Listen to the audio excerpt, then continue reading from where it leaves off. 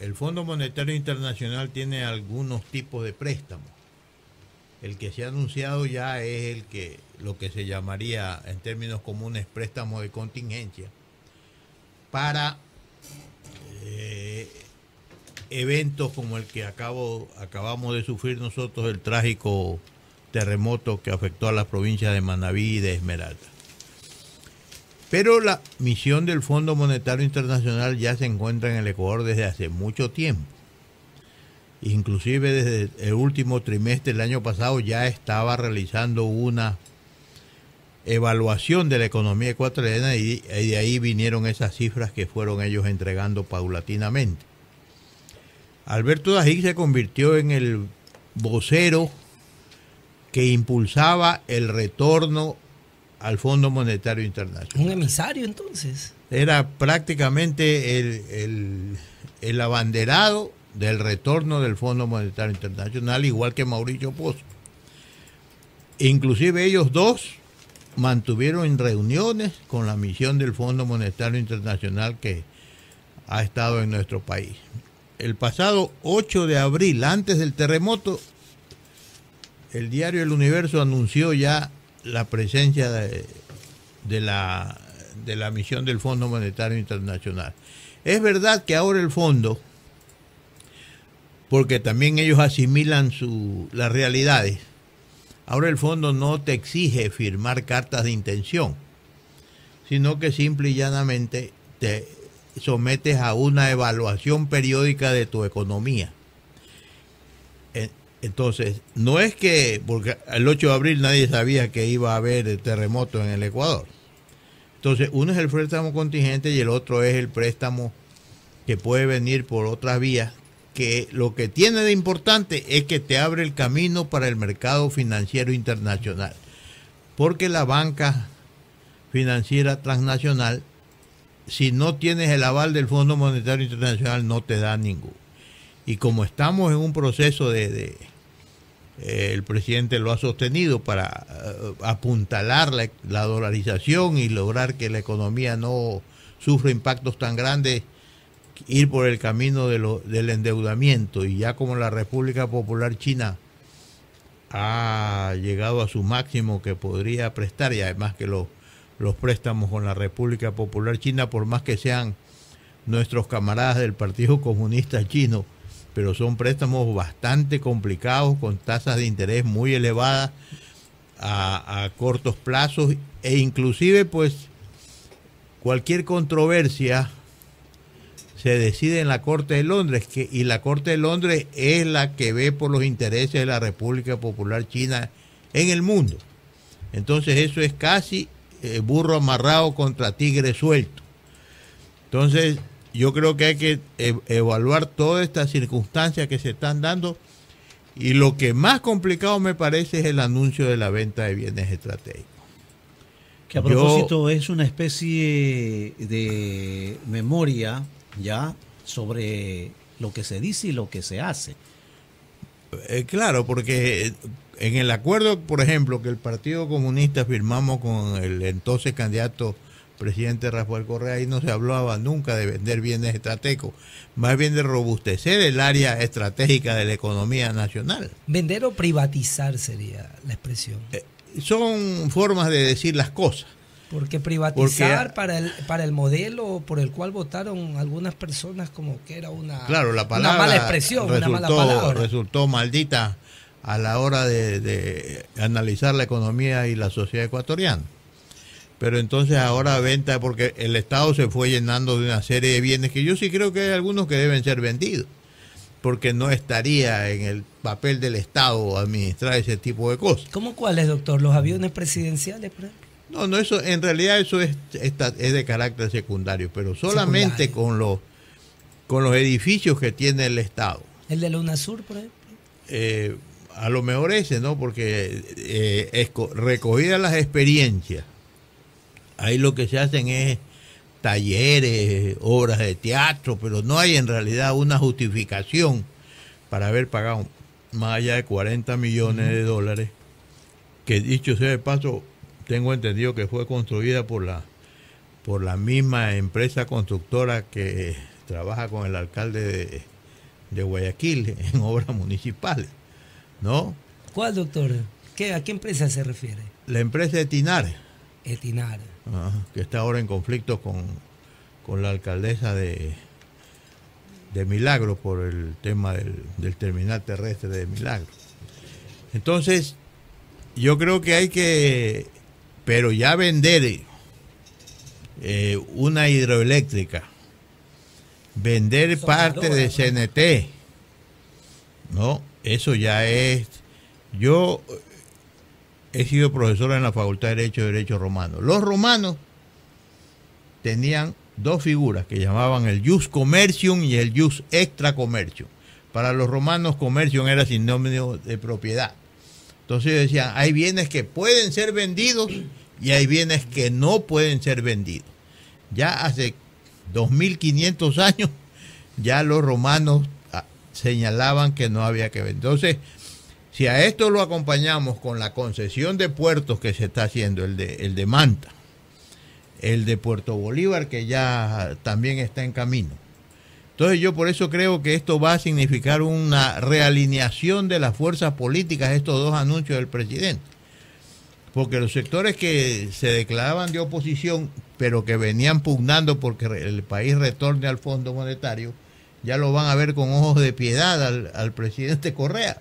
Pero hay la instrumentación legal para esto, se ha venido allanando el camino, por ejemplo, para quienes hacen análisis. Roberto, se me ocurre yo creo preguntar. Que el doctor Iturralde va mucho más allá. El tema es la justificación histórica, porque gente de izquierda, como el Partido Comunista del Ecuador, que él ha representado por muchos años, hicieron un convenio con Correa porque iba a hacer ciertos cambios. Estas son formas de gobierno, de administrar. La una de un lado y la otra de otro lado. Él dice que al momento de vender ciertos bienes no hay que venderlos coincidiendo con los romanos. Ciertas cosas se pueden vender y ciertas cosas no. O sea, en otras palabras, cuáles sostienen a la economía de acuerdo al concepto de un sector de personas que piensan que el estatismo es bueno y otros que piensan que la parte comercial es mejor. En todo caso, ahí está el análisis que dice el doctor Iturralde, en lo que en definitiva podríamos nosotros preguntarle. Entonces, ¿se sentiría mal el Partido Comunista frente a ese cambio de actitud, a ese cambio en los lineamientos que un principio se dieron? Bueno, ya nos estamos sintiendo mal, porque realmente no esperábamos a que una situación económica lleve a esa desesperación, porque la otra cosa que nosotros hemos cuestionado es el tema de la política de impuestos. O sea, apuntar hacia el IVA, hasta la economía política burguesa sostiene que el IVA es el impuesto más inflacionario, más regresivo, que castiga a los sectores más empobrecidos de la sociedad. Entonces, como le han ido vendiendo la idea al presidente Correa que el capitalismo moderno, porque él ya habló hace algún tiempo, ya comenzaron a hablar de desempleados y el presidente algunas veces lo repitió, el capitalismo moderno pasa por un sistema impositivo, pero eso tú lo puedes manejar en los países donde el capitalismo está desarrollado y los niveles de ingreso de la gente son más allá del cubrimiento de las necesidades esenciales, pero aquí que la gente no tiene para cubrir sus necesidades esenciales, que la gente está viviendo peor en las zonas víctimas del terremoto, aunque van a estar exonerados ellos del pago, eso, pero todo tiene en economía todo tiene un encadenamiento, ¿no?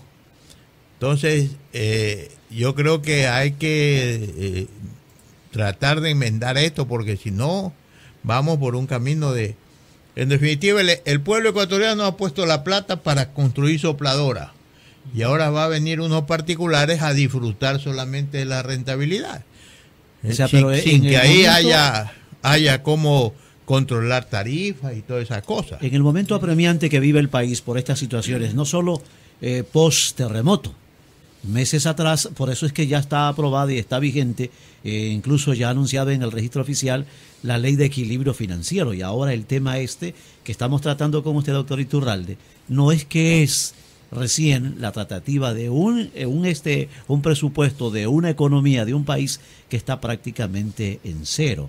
Pero la pregunta que yo le quiero hacer, ya que usted citó a los chinos, usted los citó como los hermanos comunistas, ¿qué fue? Bueno, la República Popular China está dirigida por el Partido Comunista Chino. Pero esa China comunista, capitalista y nosotros socialista, tenemos relaciones políticas con ellos, por tener la misma matriz ideológica. Claro. Pero lo que pasa es que si hay alguien que sabe comerciar son ellos. Son los mejores comerciantes. Más que lo que dice la gente, los judíos, o que dice la gente, los árabes. Y casa adentro, ¿cómo está escrito eso? Ahora, el problema es ese, que ellos tienen que darle de comer a 1.300 millones de personas. Entonces, en ese campo, ellos pueden tomarse algunas licencias, porque también, imagínense, nosotros con 16 millones no podemos. Ahora, los chinos, darle de comer a 1.300 millones de personas es cosa seria, ¿no? Y también el hecho de que China tuvo que abrirse al capital extranjero, porque en este momento el 70% de los bienes que circulan en el mundo tienen algún componente chino. Es decir, algún tornillito, algún plastiquito es de origen chino. Pero a su vez, la comercialización de lo que China lanza al exterior está en manos de más o menos 200 empresas transnacionales sustancialmente de origen norteamericano. Oiga, doctor Iturralde, estamos entrevistando al abogado Gustavo Iturralde, profesor universitario y hombre de mucha data política. Mucha gente dirá, bueno, como hemos gastado tanto, el país me refiero, ha gastado tanto, no hay otra alternativa que vender determinados bienes. Coincidentalmente coinciden con los planteamientos del Fondo Monetario Internacional, propuestos, como usted lo dijo, por el señor Dajit y el señor economista Pozo. Pero, ¿qué otra alternativa le toca después a este régimen, después de haber gastado tanto y seguir gastando en empresas improductivas? Por ejemplo, el caso concreto de los canales de televisión.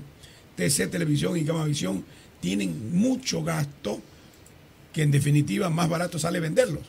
Por eso es que usted dice en un momento determinado, le comprendo esa parte, en la que determinadas cosas sí habría que vender. Yo no sé cuál habría que vender.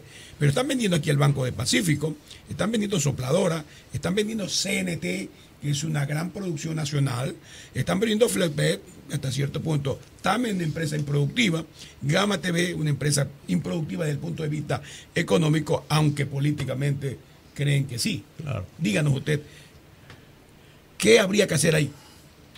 Mire, el presidente Correa en alguna ocasión dijo hace no mucho tiempo que el objetivo de la sociedad debe ser que la gente sea feliz. Pero durante 9 años, 10 años, no solamente que se gastó como dice la gente, que yo creo que eso es algo que se puede discutir, sino que se estimuló un consumismo irracional. Entonces eso no lo sostiene ninguna sociedad.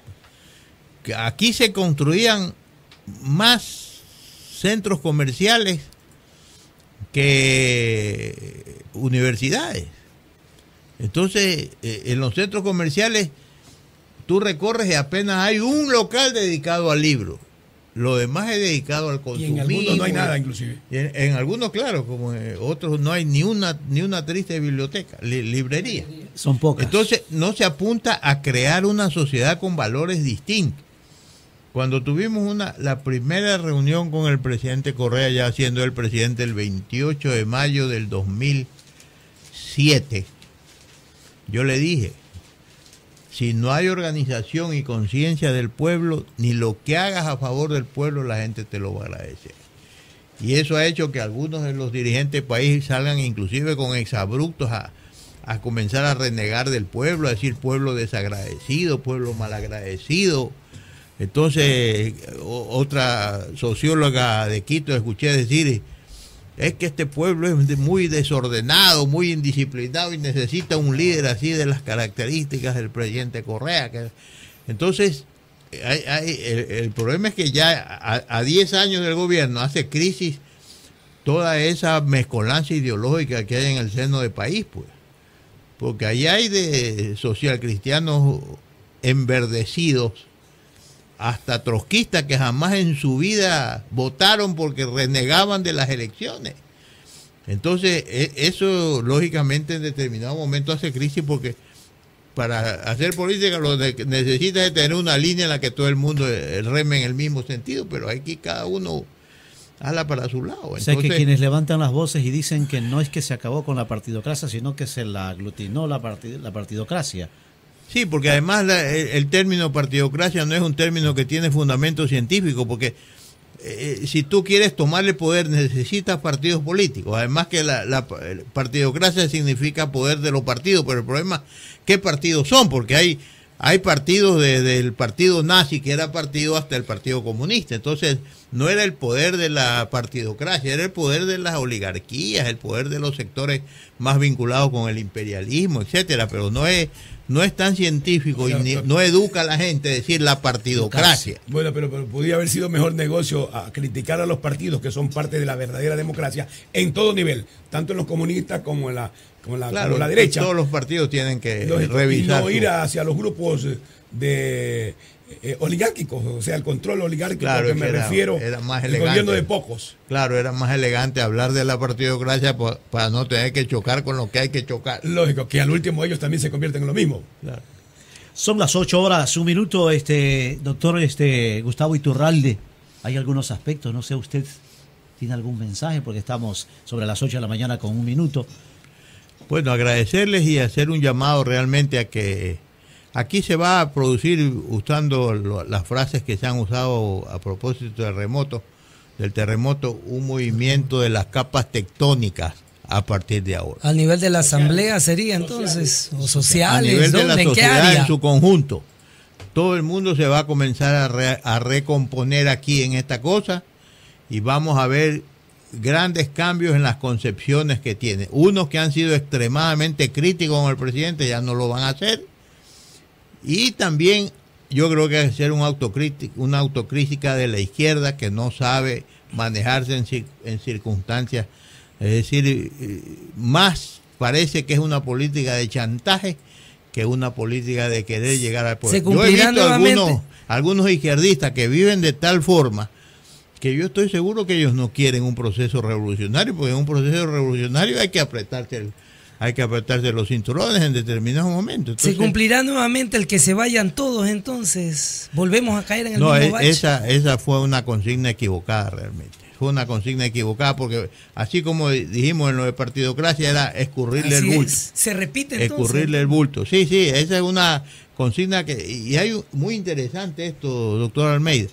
Una entrevista que le hace el diario El Telégrafo al doctor Alfredo Palacio, donde él dice que los que lo querían matar, lo querían linchar ahí en la Ciespal, pero que lo llamó a Férez Cordero, y Férez Cordero le dijo: voy a arreglarte ese problema. Y llamó a la embajada de los Estados Unidos, y a los 10 minutos no había nadie. Es decir, todos los que estaban ahí pidiendo la cabeza de Alfredo Palacio, algún vínculo tenían con la embajada norteamericana, que terminaron saliendo. Parece que don Alfredo Palacios, que sí estuvo en el golpe desde el comienzo, no sabía que había un grupo de militares, ese era el concepto. Yo era diputado en ese entonces, un grupo de militares activos o pasivos, que no es que querían que Lucio se quede, sino que decían tomar el poder ellos. Ellos en el sentido de cambiar las cosas, o sea, había todavía el germen al interior de un sector de las Fuerzas Armadas que en el concepto nacionalista dijeron: ¿sabe qué? Ni el uno ni el otro, nosotros podemos seguir adelante. Porque las secuelas de lo que fue el gobierno del general Rodríguez Lara todavía están, ¿no? En realidad, muchos de los logros que la sociedad tuvo hasta que vino el presidente Correa, con los que vivió la sociedad ecuatoriana, es lo que se hizo en la época de Rodríguez Lara. Exactamente igual. Siempre será saludable, doctor Gustavo Iturralde, refrescar estos tipos de temas para conocimiento de las nuevas, hay que invitarlo siempre el doctor nuevas generaciones. Gustavo Iturralde, para seguir analizando política desde el punto de vista profundo, que eso de una u otra manera pues ayuda a que seamos mejores, ¿no? No hay otra forma que la dialéctica en la política que aunque digan uno que es análisis comunista, pero es una realidad. Es la política, que no hay ninguna otra cosa. Lo que tiene que apuntar es a que la gente eleve su conciencia, su nivel político. Exacto. Es decir, Lenin decía, el momento en que la política puede ser manejada desde el más alto académico hasta la más humilde ama de casa. Así. Ahí será la sociedad distinta. Que no es exclusividad. Y todos queremos vivir mejor. 8-5 minutos. 8-5. Algunos confundieron el buen vivir con el bien pasar, que es otra cosa. En estos días. En estos días. Ojalá que haya una explicación del gobierno. Aprovecho para que se diga cuáles son las razones de la salida de Pareja Llanoseli y de ese señor Bravo, el gerente de Petroecuador. Sí. Que hay noticias muy, muy alarmantes sobre eso. Atención, estamos de vuelta en breve. Gracias por escuchar la señal de Radio Morena de Frontera.